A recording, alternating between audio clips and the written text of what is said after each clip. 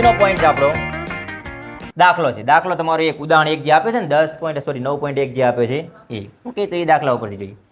હવે દાખલામાં શું ધ્યાન આપવાનું છે તમે જુઓ અહીંયા આ એકણ ધ્યાન આપશો ને હું તમને આખો દાખલો ડાયરેક્ટ મૂઢે ગણતા શીખવાડી દઈશ. મૂઢે મતલબ તમને પ્રતિબિંબ કેવું મળશે, પ્રતિબિંબનું અંતર પ્લસ મળશે માઇનસ મળશે, પ્રતિબિંબની ઊંચાઈ પ્લસ મળશે માઇનસ મળશે, કે પછી મોટવણી નાની મળશે મોટી મળશે, ધન મળશે ઋણ મળશે. પહેલથી જ તમને જવાબનો અંદાજ આવી જાય.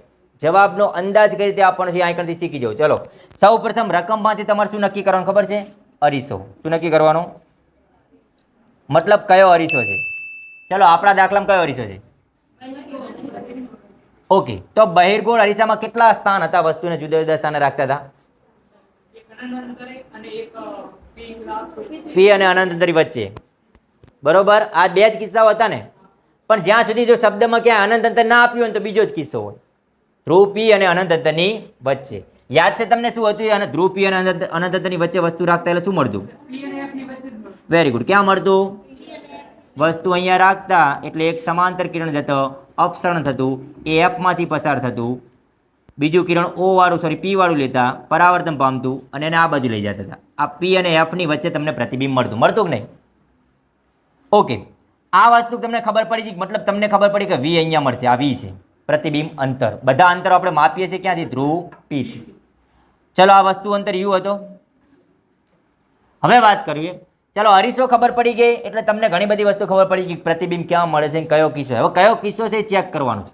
ઓકે, તો સૌપ્રથમ આપણે શું શું આપ્યું છે? વાહનની પાછળ વસ્તુ જોવા માટે ઉપયોગમાં લેવાયેલ બહિર્ગોળ અરીસાની વક્રતા ત્રિજ્યા આપી છે. વક્રતા ત્રિજ્યા આર, બરોબર. વક્રતા ત્રિજ્યા બહિર્ગોળ અરીસાની વક્રતા ત્રિજ્યા ધન હોય કે ઋણ હોય? બોલો. આ એફ છે ને આ સી છે. આને કહેવાય સ્મોલ એફ અને આને કહેવાય કેપિટલ આર. શું આવે? ધન આવે. કેમ કે બહિર્ગોળ અરીસા માટે જો યાદ રાખજો કયા કઈ મૂલ્ય ધન આવે છે મગજમાં બેસાડી દો. બહિર્ગોળ અરીસા માટે એફ પણ ધન આવે ને આર પણ ધન આવે. અંતર્ગોળ અરીસા માટે એફ અને આર બંને શું આવે? ઋણ આવે. યુ હંમેશા ઋણ, એ ગમે તે અરીસો હોય. યુ હંમેશા શું આવે? ઋણ જ આવે. હવે મને એમ કહેજો વી ધન આવશે કે ઋણ આવશે? વી શું આવશે? ધન આવશે કે ઋણ આવશે? ધન. કેમ કે પ્રતિબિંબ કઈ બાજુ મળે છે? અરીસાની પાછળ મળે છે કે નહીં? તો વી નો જવાબ કેવો આવશે? ધન. વી નો જવાબ કેવો મળશે? ધન. જો એક અંદાજ તમને મળી ગયો. મેં ત્યાં આકૃતિ દોરી છે ને. આર નું મૂલ્ય શું લેવાનું? ધન. 3 મીટર. કેટલું છે? 3.00 એટલે 3 મીટર. જો એક બસ અરીસાથી 5 મીટર અંતરે આવેલી હોય. આ કોનું અંતર આપ્યું છે? વસ્તુ. કોનું અંતર આપ્યું છે? વસ્તુ અંતર. એટલે કઈ સંજ્ઞા આવે? યુ. કેટલા આપ્યા છે? 5 મીટર. આપણે 5 લેશું કે -5 લઈશું? જો રકમમાં ક્યાંય તમને માઇનસ લખેલા નથી. તમારે દાખલો ગણવા માઇનસ લખવા પડશે. જો નહીં લખો તો દાખલો ખોટો પડશે. ઓકે, અંતરે આવેલો હોય તો અરીસા વડે મળતા પ્રતિબિંબનું સ્થાન શું શોધવાનું કીધું? પ્રતિબિંબ નહીં, પ્રતિબિંબ. શું શોધવાનું કીધું છે? પ્રતિબિંબ અંતર મતલબ વી. શું શોધવાનું કીધું છે? પ્રતિબિંબનો પ્રકાર. પ્રકાર કયા કયા હતા? એ બે માંથી કયો આવે? તો તમે તો આકૃતિ જોઈને જ ખબર પડી જશે કયો આવે. આભાસી અને ચત્તુ. જો તમને એ કિસ્સાઓ ખબર હશે તમને ખબર પડી જશે કે કયું આવે. તથા પ્રતિબિંબનું પરિમાણ એટલે કે મોટવણી નક્કી કરવાની છે. ઓકે, તો વી શોધવાનું છે. શું શોધવાનું છે? પ્રતિબિંબ અંતર વી. ઓકે, વી નો અંદાજ આપણે આપીએ. કઈ રીતે અંદાજ આપશું? જો આર બરાબર 3 હોય તો એફ કેટલા હોય? કેન્દ્ર લંબાઈ કેટલી હોય?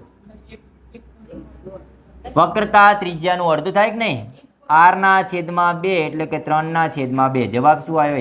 1.5 મીટર. આ ધન છે, આ પણ ધનો છે. કેમ કે બંને મૂલ્ય કઈ બાજુ હોય?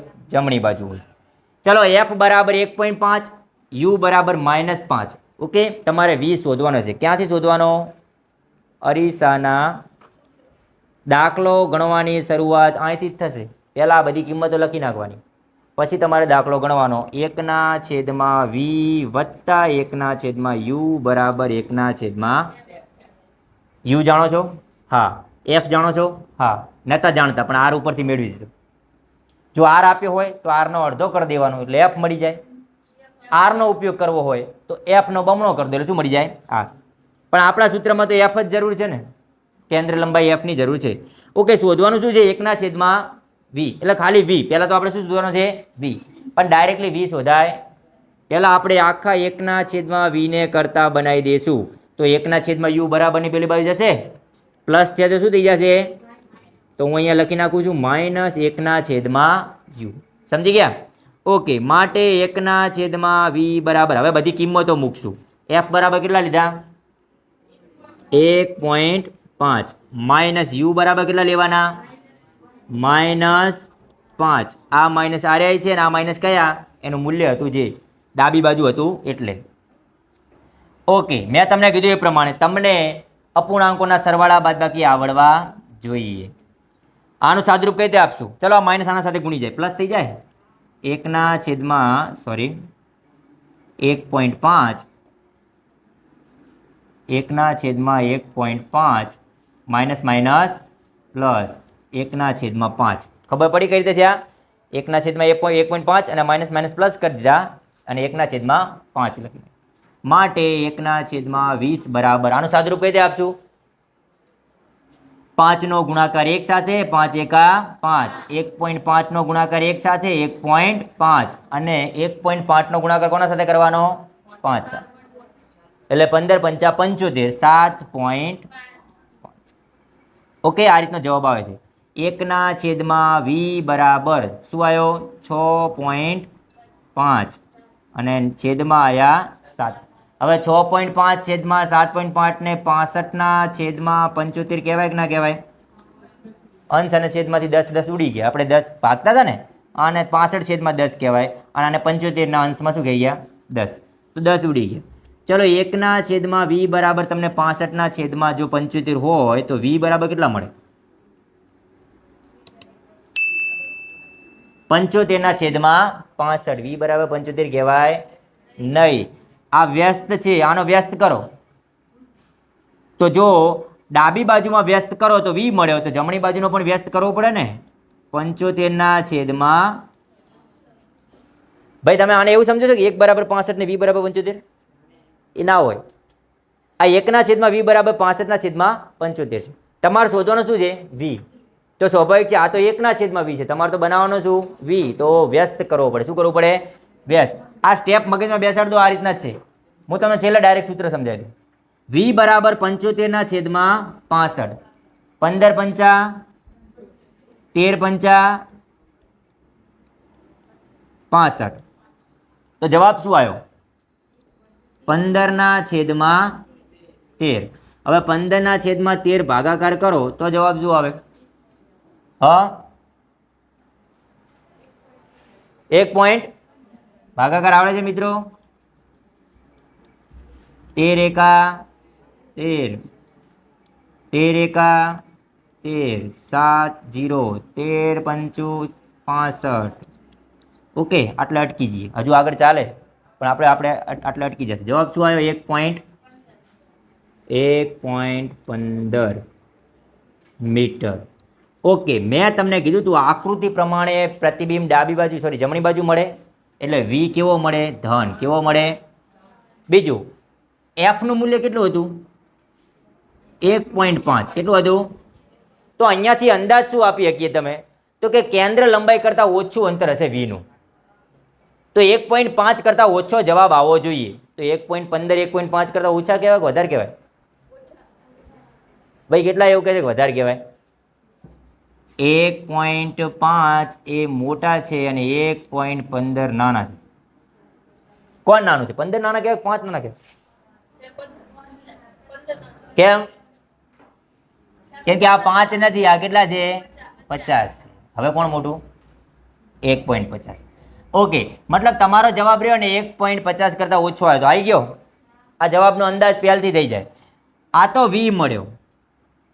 તમને એમ થાય કે સાહેબ આ તો બહુ મોટી ઓકવર્ડ પ્રોસેસ છે, તો તમે પહેલથી જ સૂત્ર બનાવી દો ડાયરેક્ટ v નું સૂત્ર. હું તમને શીખવાડું આગળ. ઓકે, આ દાખલો પૂરો કરી નાખી. v મળી જાય એટલે મોટવણી ઉપર આવવાનું. શેના ઉપર આવવાનું? મોટવણીના કયા સૂત્ર હતા? h ડેશ ભાગ્યા h. પણ તમે h ડેશ જાણો છો? રકમમાં ક્યાંય h ડેશ આપ્યો છે? h આપ્યો છે. તો બીજું એક સૂત્ર હતું. કયું હતું? -v/. ચલો, v જાણો છો, u જાણો છો? હા, તો અહીંયાથી મોટવણી મળશે. m બરાબર -v કેટલા મળ્યા? 1.15. પણ આપણે ભાગાકાર પૂરો કર્યો આપણે પૂરો ભાગાકાર કર્યો તો અધકતરો કર્યો તો મતલબ જવાબ સાચો કહેવાય, એક્ઝેક્ટ જવાબ ના કહેવાય. હું આ લખી નાખું છું 15/, કેમ ખબર છે? કેમ કે આ મને ઈઝી પડશે ભાગાકારમાં. ઓલું 1.15 ને પછી બીજી કોઈ કિંમત વડે ભાગવું એના કરતાં જુઓ યુ બરાબર કેટલા મૂકશું? -5. યુ બરાબર કેટલા મૂકશું? જો દરેક જગ્યાએ એની કિંમતમાં માઇનસ પ્લસ મૂકતું રહેવાનું. આ માઇનસ જતા રહ્યા.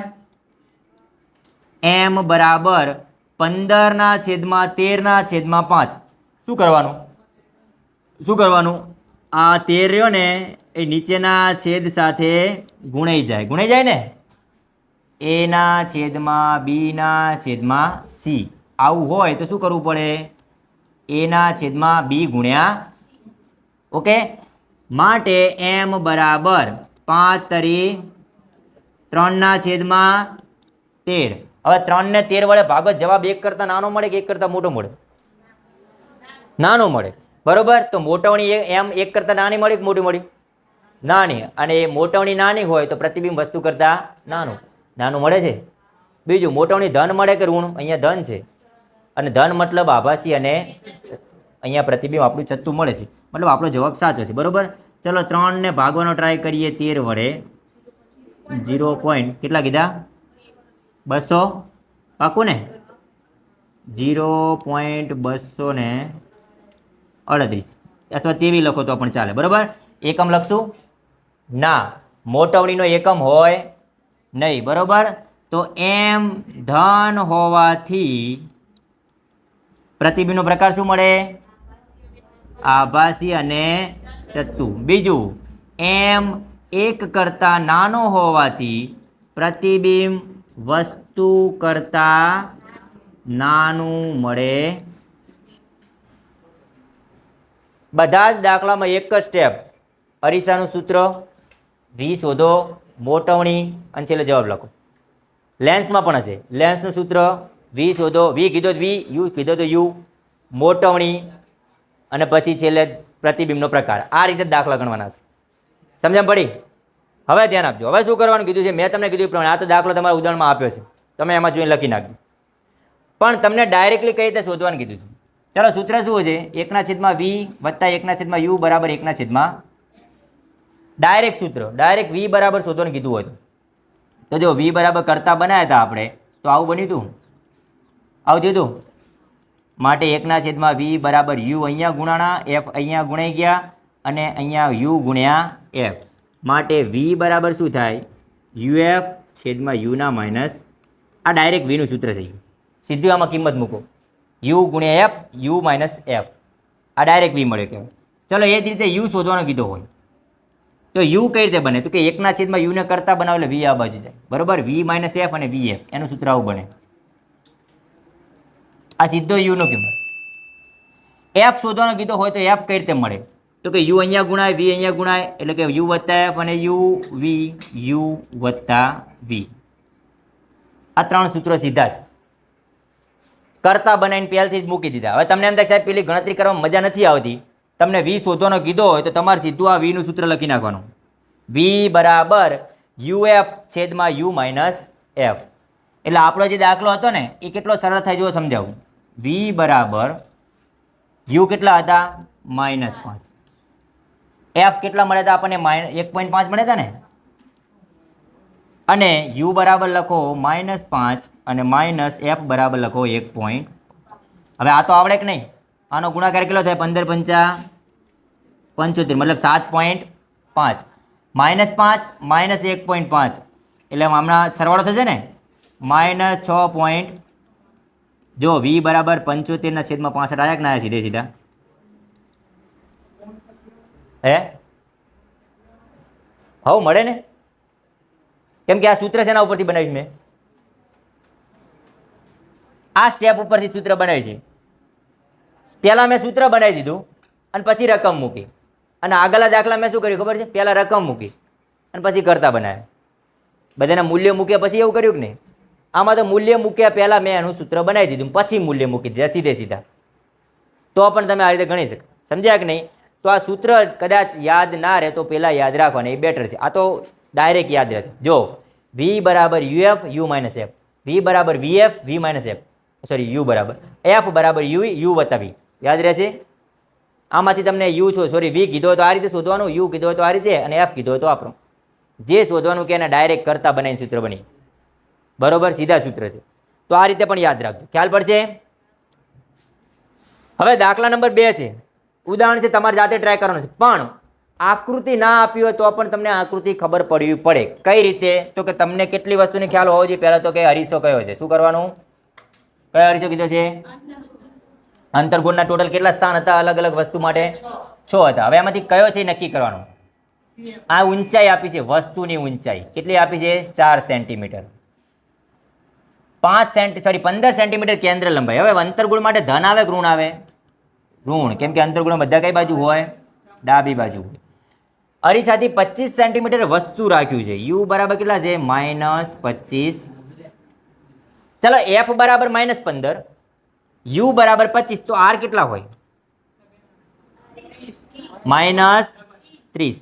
વસ્તુ ક્યાં રાખી છે? ચલો એફ મતલબ કોનું સ્થાન બતાવે છે ખબર છે? મુખ્ય કેન્દ્ર એફ નું.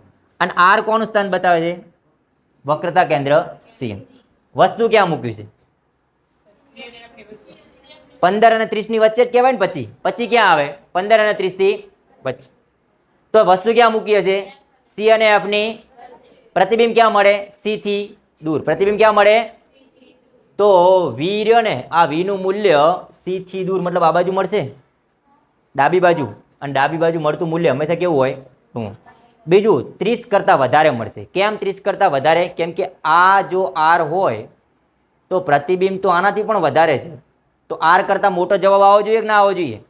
મતલબ તમારો જવાબ 30 થી વધુ આવશે. કેવો આવશે? 30 થી વધુ. અને બીજું ડાબી બાજુ આવે છે એટલે કેવો આવવો જોઈએ? ઋણ આવવો જોઈએ. કેવો આવવો જોઈએ? તમને આ 600 કિસ્સાઓ યાદ હશે ને તો આજે તમે જવાબ મેળવી શકશો. ઓકે, પ્રતિબિંબ ઉલટું મળે છે તો મોટોની ધન આવશે કે ઋણ? મોટોની કેવી આવશે? ઋણ. બીજું પ્રતિબિંબ વસ્તુ કરતાં મોટું છે કે નાનું? તમને એમ થાય સાહેબ આ કઈ રીતે ખબર પડી? તો આ તો તમને અગાઉ ભણાવ્યું છે મેં. પ્રતિબિંબ મોટું મળે છે તો મોટાણીનો જવાબ 1 થી વધુ. મોટાણીનો જવાબ કેવો આવશે? ઋણ આવશે અને 1 થી વધારે આવશે. ખબર પડી? આ જવાબનો અંદાજ કહેવાય કે વી આવશે 30 થી વધારે અને ઋણ, એમ આવશે 1 થી વધુ અને કેવો? ઋણ. આવો જવાબ આવે એટલે તમારો દાખલો સાચો. પણ આવો ના આવે તો મતલબ તમે ક્યાંક વચ્ચે ભૂલ કરી. સમજ્યા? આ ટ્રીક છે યાદ રાખવાની કે કેવો જવાબ આવી શકે છે. અંદાજ, તમે જવાબનો અંદાજ એક્ઝેક્ટ નથી કહી શકતા પણ જવાબનો અંદાજ આપી શકો. અને અંદાજ ત્યારે જ આપી શકાય કે જ્યારે તમને આ જે અંતર્ગોળના અને બહિર્ગોળના બધા જ કિસ્સાઓ મોઢે યાદ હોય ત્યારે. ઓકે, યાદ રહેશે ભાઈ? તો આના પછી આપણે જશું ડાયરેક્ટ વક્રીભવન ઉપર. ઓકે.